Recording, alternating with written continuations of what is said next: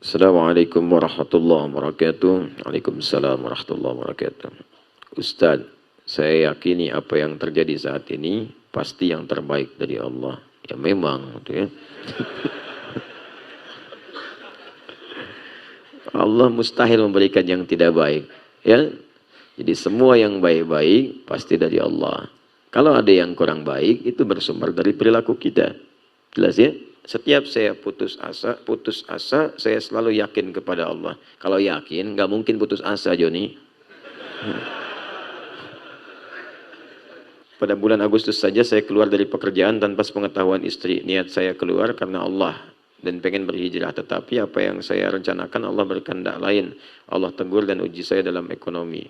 Di saat keterpurukan saya sekarang, Allah kasih saya rasa pengen mengenal Rasul dan berusaha mengenal Rasul dan gemar bersolawat. Apakah saya salah bersolawat karena meminta pengen pertolongan Allah? Terima kasih Ustaz.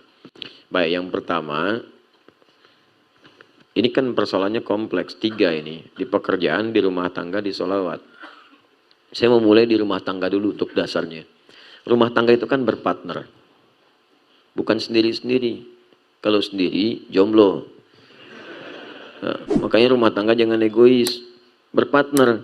Karena itu ketika Adam diciptakan, kemudian dipasangkan dengan Hawa, kalimatnya menggunakan zauj. Buka Quran surah kedua Al-Baqarah ayat 35. Wa qulna ya Adam uskun anta wa zaujukal jannah. Zauj. Tidak pernah disebut zaujah di Quran. Tidak pernah zaujah untuk menunjukkan pasangan. Selalu zauj. Zauj. Zaujun jamaknya azwajun. Zaujah itu pakai tak nanti untuk di pembagian warisan atau menunjuk gender untuk khusus perempuan dalam hal praktek ibadah atau aktivitas yang tidak pernah dikerjakan oleh laki-laki. Tapi ketika menunjuk pasangan zauj, zaujun, zai, wau, jim. Apa zauj? Zauj itu asalnya kata netral untuk menunjuk pada pasangan yang serasi, couple. Ya, makanya orang-orang Arab selalu mengatakan kalau ada pasangan serasi walaupun beda tapi melengkapi itu disebut zauj. Wen zauj na'li. Kemana pasangan sendal saya? Ya, zauj. Nah, sendal itu alas kaki disebut zauj. Karena walaupun beda, itu menyempurnakan. Coba cek ya. Alas kaki sendal kanan dengan kiri sama enggak? Pasti beda. Cetakannya lain. Yang kanan dicetak untuk kaki kanan, yang kiri untuk kaki kiri. Bentuknya beda. Enggak percaya, keluar dari sini pakai kanan, itu gunakan yang kiri alas kakinya. Yang kiri pakai sama yang kanan. Silakan pakai, jalannya ngesot tuh. Ya, nggak akan lurus jalannya. Kenapa? Karena nggak akan enak. Tempatkan kanan di kanan, kiri di kiri, maka disebut zauj sempurna. Dan dalam jalan pun indah. Kaki kanan dengan kiri beda kan? Ya, dan nggak pernah egois. Ketika kanan di depan, kiri pasti di belakang. Ketika kiri ke depan, kanan menjadi tumpuan. Nggak pernah ada kanan ingin balapan dengan kiri. Nggak akan nyampe-nyampe. Nggak akan nyampe-nyampe. Gitu kan? Ya, kalau mau sama-sama lompat jadi pocong. Ya, contoh gitu kan. Jadi sesungguhnya zauj itu disebutkan kalimat yang saling melengkapi. Ya, bahasa tadi maksudnya canda gurauan gitu kan, orang yang tampak-tampak, jangan dipotong video saya. Ya, Adi Hidayat berbicara tentang pocong kan? Bukan. Ya, jadi kanan lewat, kiri tunggu, kiri lewat, kanan jadi topangan. Ya. Jadi kalau kita kemudian kumpulkan semuanya, tarik ke dalam makna tadi, di rumah tangga itu harus berpartner. Suami punya masalah, istri jadikan topangan, cerita, ngobrol, diskusi. Makanya di Al-Bukhari, nomor hadis keempat sampai 5 itu, dari Jabir bin Abdullah radhiyallahu ta'ala anhu, Nabi punya persoalan di awal menerima wahyu, pulang-pulang ke rumahnya, ya, melihat kemudian di pertengahan malaikat Jibril dalam rupa aslinya. Kan sering saya katakan hadis ini, siang-siang turun setelah periode Iqra.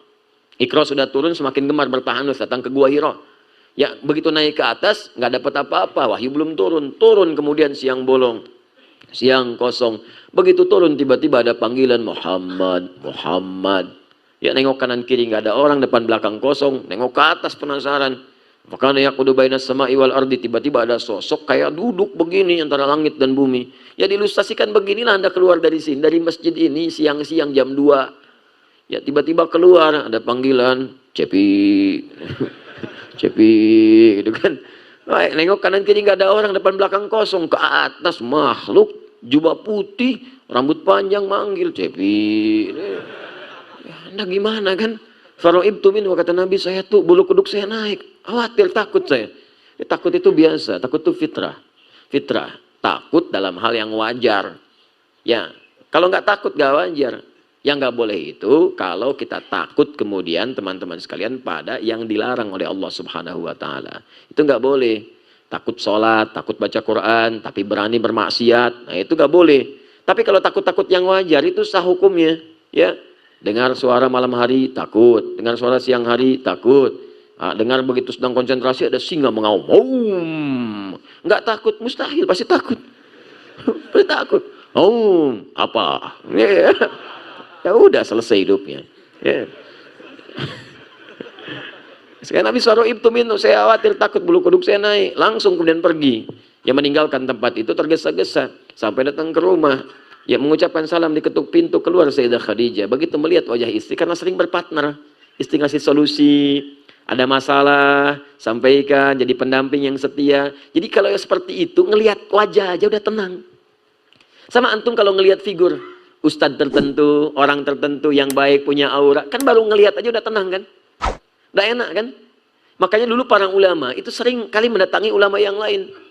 Sebagian mengatakan kalau saya sedang ada futur nih, sedang gelisah, sedang gak enak, saya datangi majelis Imam Malik. Buat apa? Cuman mau ngelihat wajahnya aja Imam Malik, tenang hati saya. Itu saking hormatnya di antara para ustadz. Ngelihat fulan enak, datang majelis fulan, ngelihat, alhamdulillah tenang lagi, balik lagi. Ya. Masya Allah, tapi kalau dalam pengajian jangan begitu, coba lihat tenang, balik lagi, ya kosong pengajian. Ya. Nah, ini contoh, lihat. Nah, itu seperti itu, tenang. Lihat Sayyidah Khadijah, saking partnernya tinggi, partnershipnya itu, ngelihat hilang setengah gelisahnya. Kata Nabi, zammiluni, tolong selimuti aku. Dibawa kemudian ke kamar, diselimuti Sayyidah Khadijah dengan lembut sekali. Keluar kalimat yang indah itu, bima makna zaujil karim, suamiku sayang, engkau orang baik, penyambung silaturahim, suka memberi, suka sedekah, yakinkan pada jiwamu yang paling dalam, aku akan bersamamu dalam suka dan duka. Berpartner.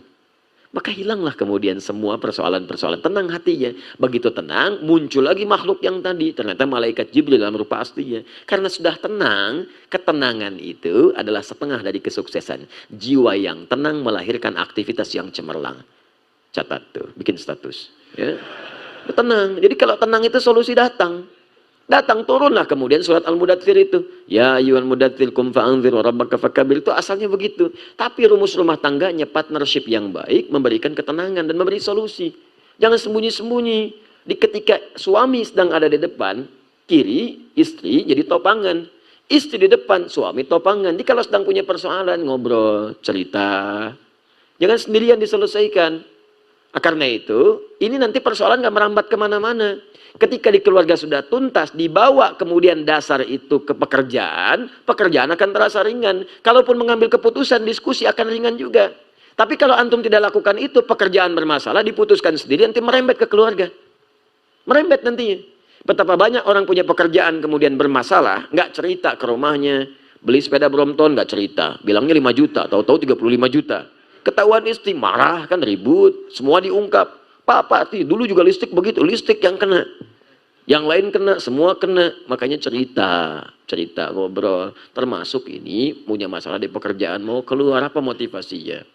Saya ingin mengenal dekat dengan Allah. Orang yang dekat dengan Allah tidak menghilangkan juga perintah-perintah Allah. Di antara perintah Allah mencari rizki supaya hidupnya nyaman. Supaya punya pakaian bagus, bisa menunaikan sholat dengan baik. Supaya bisa zakat. Jadi bukan berarti mendekat kepada Allah itu meninggalkan dunia, tidak. Ya, ada perintah-perintah, bagian dari ibadah, ada yang ritual. Bahkan ibadah ritual itu untuk memudahkan ibadah sosial. Kenapa Anda sholat? Supaya mudah mendapatkan rezeki, doa dikabulkan. Ada banyak ayatnya. Banyak. Ya, jadi semua ibadah yang kita kerjakan memudahkan kehidupan kita. Kenapa diminta zakat? Salah satunya adalah supaya Anda termotivasi bekerja dalam hidup dunia. Kan nggak mungkin zakat kalau nggak ada uangnya. Zakat itu 2,5%. Cita-cita dengan zakat Anda, pengen zakat berapa? Ya Allah, saya pengen zakat 25 juta. Insya Allah di bulan ini saya pengen zakat 25 juta. Artinya Anda dituntut termotivasi bekerja. Supaya dapat 25 juta. 2,5%. 25 juta itu 2,5% dari berapa? 1 miliar. Artinya kalau dapat 1 miliar, zakatnya 25 juta. Ya, kalau 100 juta, 2,5 juta. Ya, kalau 10 juta, ya 250 ribu. Ya, kalau 1 juta, ya 2.500. Kalau 100 ribu, ya pikirin sendiri, 250 rupiah. Ya nggak apa-apa, tergantung Anda mau targetnya berapa, kejar ikhtiar. Begitu keluar tenaga, rizki turun. Rizki itu gampang rumusnya. Kalau Anda baca Quran, amalkan dengan benar, hidup gak susah. Kata Allah, kamu bergerak, saya turunkan. Rizki udah saya atur. Quran surah ke-51 ayat 22, ayat ke-22. Wa fis sama'i rizqukum wa ma tu'adun. Di akhirat, di langit itu rizkimu sudah aku tuliskan, aku janjikan diberikan.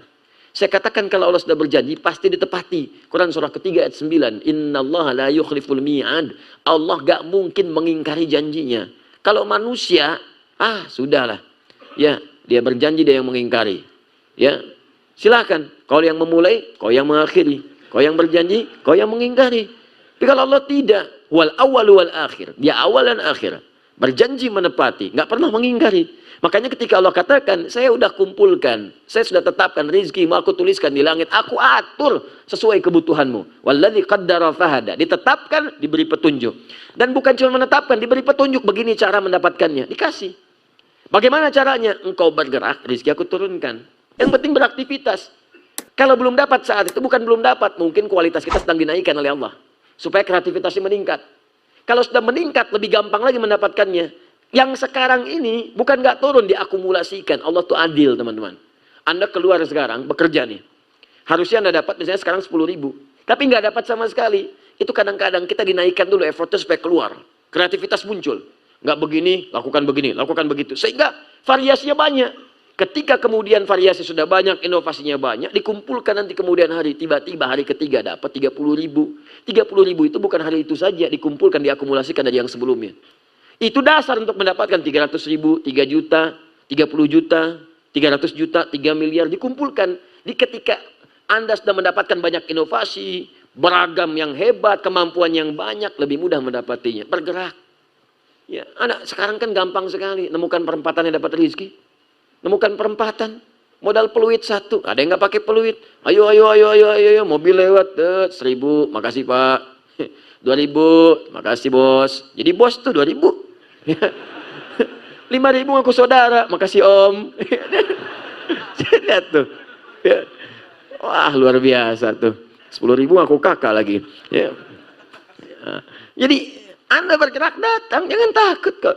Ya, demi Allah saya katakan, demi Allah, sebelum nyawa sampai kerongkongan, rezeki akan datang. Akan datang. Ya Anda ikut taklim aja dapat sarapan. Ya, silakan, jangan susah, nggak susah dapat rezeki. Yang penting Anda bergerak. Cuman tadi kembali cerita, ngobrol. Aku di kantor ada pekerjaan, ada aktivitas sementara, aku tuh sedang ada kerinduan tertinggi kepada Allah. Bagaimana caranya? Ayah kita konsultasi aja deh dengan Ustadz. Konsultasi dengan si fulan, tanyakan bagaimana caranya ingin mendekat kepada Allah tapi tanpa melanggar ketentuan Allah. Ya, kecuali kalau yang dikerjakan itu bentuknya melanggar ketentuan Allah. Maka caranya berhijrah mencari pekerjaan lain. Diskusi lagi dengan istri. Dek, berapa kebutuhan kita sebulan? Sekian. Semoga Allah ridha ya. Abang akan coba mencari pekerjaan yang lain dulu. Sambil mencari, yang ini tetap dilakukan dulu. Sambil mencari. Itu fikihnya begitu.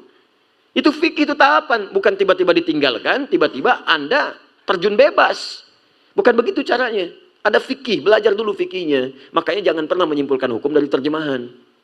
Ada nanti turunan-turunan fikih itu beda. Beda dengan ilmu tauhid. Ilmu tauhid ada fikih, ada tauhid itu lain. Jangan menghukumi masalah fikih dengan ilmu tauhid. Tauhid itu hitam putih. Hitam putih. Fikih itu fleksibel. Ya, ta'tari al-ahkamul khamsah. Ada 5 hukum. Bisa mubah, tarik ke kanan jadi sunnah, tarik lagi jadi wajib, ke kiri jadi makruh, tarik lagi jadi haram. Jadi 5 itu. Ta'tarihil ahkamul khamsah. Tapi kalau tauhid hitam putih, ya atau tidak, qul huwallahu ahad, sudah selesai. Nggak ada pilihan yang lain. Katakan Allah itu esa, Allah hanya Allah yang Tuhan, yang lain bukan. Selesai, nggak ada pilihan. Terdapat perbedaan pendapat di kalangan ulama tentang apakah Allah ada atau tidak. Itu berarti belum paham tauhid. Jelas ya? Akidah itu jelas, hitam putih. Tapi kalau masuk fikih, ranahnya kompleks. Yang halal bisa jadi haram. Nikah itu halal, bisa jadi haram kalau dengan pernikahan bisa menyakiti pasangan atau menjauhkan dia dari Allah. Haram hukumnya. Nanti kita menikah sayang. Ya bang, insya Allah. Bukan, kalau kamu nikah dengan aku syaratnya pindah ikut keyakinan aku. Haram pernikahannya. Wala tankihul musyrikati hatta yu'minna. Al-Baqarah 221. Jangan pernah menikah dengan perempuan yang beda keyakinan, musyrik. Ya, sampai dia mau beriman. Beriman dulu supaya rumah tangganya tenang. Itu hikmahnya. Jadi kalau banyak yang dilarang di Quran, misal ada larangan, bukan ingin memberikan beban berat kepada kita dengan larangan, bukan, tapi ingin memberikan ketenangan dalam hidup. Allah tuh Maha tahu. Kamu kalau beda begini nanti ribut, repot, capek, ya, dan sebagainya. Wala amatun mu'minatun khairun musyrikati walau ajabatkum. Cari yang beriman. Walaupun mungkin dari kualitas fisiknya, wajahnya terlihat biasa-biasa. Tapi lebih baik buat kamu kata Allah dibandingkan yang tidak beriman wajah memikat. Lebih baik yang biasa-biasa. Kan cantik itu relatif dan memudar dia. Sekarang cantik, 10 tahun kemudian mulai memudar. 20 tahun kemudian sudah mulai hilang kecantikannya, memudar. Makanya orang bilang cantik relatif walaupun jelek itu mutlak, gitu kan? Nah, dia ada standar-standar. Ya. Sama perempuan juga, wala tunkihul musyrikina hatta yu'minu. Jangan nikahkan, hei para ayah, para ibu, jangan nikahkan anak perempuanmu, gadismu dengan pria-pria yang belum beriman. Kalau laki-laki jangan menikah, kalau perempuan jangan nikahkan. Ingat, karena perempuan punya wali. Kalau orang tua menikahkan anaknya pada yang tidak beriman, orang tuanya ikut dosa. Lihat kalimat Qurannya. Nah, maka di sini partnership penting, diskusi, ngobrol, konsultasi. Nah, oleh karena itu, dari sini cari pekerjaan yang baik sambil berusaha meninggalkan yang ini. Jadi ketika dapat, insya Allah yang dapat itu memenuhi rezeki kita. Tinggalkan yang pertama. Ya, ambil yang ini, kerjakan dalam hidup. Kalau seperti itu insya Allah lancar jalannya. Nah, Anda sekarang dalam situasi yang Anda rasakan sulit, insya Allah tidak ada kesulitan yang nggak ada solusinya. Pertama, yakinkan pada Allah rumusnya. Quran surah ke-2 ayat 286. La yukallifullahu nafsan illa. Tidak mungkin Allah menguji seseorang hamba kalau dia nggak sanggup. Artinya kalau Anda diuji begini, Anda yang sanggup. Ada hidayat tidak? Anda sanggup, maka yakin. Kemudian rumus yang kedua, inna ma'al usri yusra. Tanamkan pada kita keyakinan paling dalam pada jiwa. Kata Allah, setiap kamu punya masalah, pertama optimis dulu, pasti ada solusinya. Ya, jadi kalau di psikologi ucapkan, ini selesai nih, pasti ada solusi. Ada masalah di rumah tangga, insya Allah selesai. Ada masalah di kantor, insya Allah selesai. Nah itu secara psikologis membantu kita lebih optimis. Makanya ayat ini disebut al-insyirah, lapang hati. Di orang yang optimis itu lapang jiwanya. Ya alam nashrah laka sadrak wa wada'na anka wizrak alladhi anqadha dhahrak wa rafa'na laka dzikrak. Kata Allah, Muhammad, lapangkan hatimu. Lapangkan. Makanya kalau lapang, seberat apapun beban itu akan terasa ringan, termasuk beban yang membuat pundakmu berat. Seperti angkat berat kan, ya, angkat beban, itu begitu diangkat kan semua berat. Ya dari kepala, makanya ketika barbelnya diangkat, wajahnya merah. Ya kan, kakinya jitan, tangannya susah, semua berat. Itu dilukiskan kata Quran, ada orang yang akan menanggung beban kehidupan, saking beratnya, dari kepala pusing sampai kaki lunglai. Tapi kalau hatinya lapang, itu akan terasa ringan. Ringan. Kata Allah, ingat, bukankah dulu aku berikan yang baik-baik. Jadi kalau sedang ingat susah, ingat yang senangnya. Coba hidup kita itu, daripada susahnya kan lama senangnya. Ya kan? Coba kalau diingat lama senangnya. Kalau seperti itu, ingat ringan hidup kita itu. Ringan. Nah kemudian setelah itu cari wasilah untuk bisa mengentaskan solusi. Wasilah pertama adalah mendekat kepada Allah. Bagaimana caranya? Dengan meningkatkan ibadah. Takwa tadi. Wa may yattaqillaha yaj'al lahu makhraja wa yarzuqhu min haitsu la yahtasib. Quran surah 65 di akhir ayat kedua, di awal ayat ketiga. Kata Allah, tingkatkan takwamu kepada Allah. Dengan meningkatkan takwa itu, akan diringankan persoalanmu, rizkimu. Anda mengatakan, saya sedang punya masalah ekonomi. Rizki masalahnya. Kata Allah, aku limpahkan rizki bahkan dari sisi yang tidak engkau duga. Bagaimana caranya? Tingkatkan takwa. Cari kalimat takwa di Quran. Banyak takwa itu. Puasa bagian dari takwa. Ya ayyuhalladzina amanu kutiba alaikumusiyam kama kutiba alal ladzina min qablikum la'allakum tattaqun. Al-Baqarah 183. Salat bagian dari takwa. Zikir bagian dari takwa. Tahajud, cari semua jenis salat. Mulai sekarang yang tadinya salat fardu tambah tahajud, tambah duha, tambah syuruknya, tambah rawatibnya, tingkatkan salatnya. Demi Allah saya katakan, kalau Allah berjanji pasti ditepati. Kerjakan aja, nanti lihat apa yang terjadi pada diri Anda. Silakan kerjakan. Salawat itu bagian dari takwa. Salawat. Man shalla alayya salatan wahidah, sallallahu alaihi asyra salawat. Siapa yang salawat kepadaku kata Nabi sekali, maka Allah akan membalasnya dengan 10 kali. Ya, salawat pada Nabi. Memuji Nabi, muliakan Nabi, salawat. Salawat itu tanpa putus. Maksudnya kalaupun Nabinya wafat, salawat tetap terjadi. Makanya dalam salat kita salawat. Silakan dalam salat kan salawat kan? Allahumma sholli ala Muhammad wa ala ali Muhammad. Itu salawat. Jadi ketika kita sedang bersalawat, Allah berikan salawat. Salawat kita kepada Nabi, itu beda dengan salawat Allah kepada kita. Awas, salawat maknanya dari Allah itu, salawat dari Allah maknanya satu, bisa ampunan dosa. Kedua, pemberian rahmat. Ketiga, pengabulan doa. Di orang yang banyak salawat, salawat Muhammad, Muhammad. Dalam hidupnya banyak salawat, itu oleh Allah akan diberikan kemudian penjagaan-penjagaan. Ya, diampuni dosa artinya dijaga dari maksiat, diberikan rahmat, dijaga dari yang mengganggu. Ahli salawat. Makanya itu bagian dari wasilah. Quran surah ke-5 ayat 35. Ya ayyuhalladzina amanu ittaqullah. Ya orang-orang beriman bertakwa kepada Allah. Wabtaghu ilaihil wasilah. Cari wasilah. Tawassul. Untuk mengentaskan persoalanmu. Dengan doa, dengan solawat, dengan solat, dengan macam-macam. Dan solawat itu jamak dari kata solat. Jamak dari kata solat. Makanya saat Anda haji ada bus solawat. Bis solawat. Bis solawat itu jamak dari kata solat. Maksudnya bis yang mengantarkan Anda untuk solat ke Masjidil Haram. Bukan bisnya solawat. Masuk situ bisa sholawat, Allahumma sholli ala sayyidina Muhammad, bukan ngantarin Anda sholat. Ya, jelas ya? Jadi kalau Anda ingin sholawat silahkan. Ya, kemudian setelah itu sholat. Sholatnya kalau bisa jamaah ke masjid, cari, terus kenalan dengan teman-teman, ya diskusi. Mungkin di situ akan bertemu dengan solusi Anda. Insya Allah. Kami berdoa semoga Allah memuliakan Anda dan memberikan kemudahan dalam persoalan Anda insya Allah.